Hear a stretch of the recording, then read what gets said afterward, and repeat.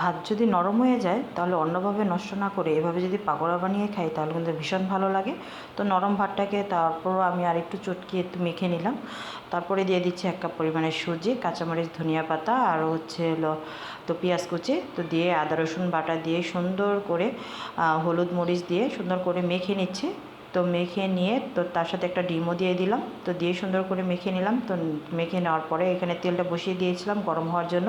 তো সেই তেলটাও কিন্তু গরম হয়ে গেছে। এখন আস্তে আস্তে করে যে যার যার ইচ্ছে অনুযায়ী কিন্তু শেপ দিয়ে এটা বানাতে পারেন। এটা কেউ গোল করেও বানাতে পারে, আমি এখানে লম্বা একটা শেপ দিয়ে বানিয়ে নিচ্ছি। তো এটাকে খুব সুন্দর তো ব্রাউন ব্রাউন কালারের মতন একটু লালচে লালচে হয়ে আসলে পরে খুব সুন্দরভাবে কড়া করে ভেজে নিলে পরে শক্ত শক্ত হয়ে যখন যাবে তখন নামিয়ে ফেলে পরিবেশন করে নেওয়া যাবে। তো ভীষণ ভালো লাগে এই ভাতের পাকোড়াটা খেলে, একবার খেলে বারবারই খেতে ইচ্ছে করবে। ভাতটা অপচয় না করে নষ্ট না করে আমরা এভাবে বানিয়ে খেলে কিন্তু ভীষণ ভালো লাগবে। একবার যদি বানিয়ে খান তাহলে এটার প্রেমে পড়ে যাবেন।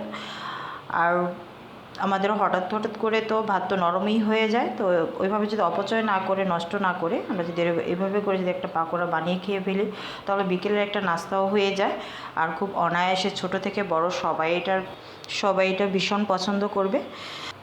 তো আজকে বিকেলের নাস্তাটা কিন্তু টাকা ছাড়াই রেডি হয়ে গেল। তো কোনো টাকা খরচ হলো না আর কি, ঘরে থাকা এই মানে সামান্য কিছু উপকরণ দিয়ে কিন্তু আজকের বিকেলের নাস্তাটা আয়োজন করে নিলাম। আর খেয়ে ভীষণ ভালো লাগলো সবারই। তো আজকের মতন এ পর্যন্তই, আশা করি আপনাদের কাছেও ভালো লাগবে। তো আল্লাহ হাফেজ।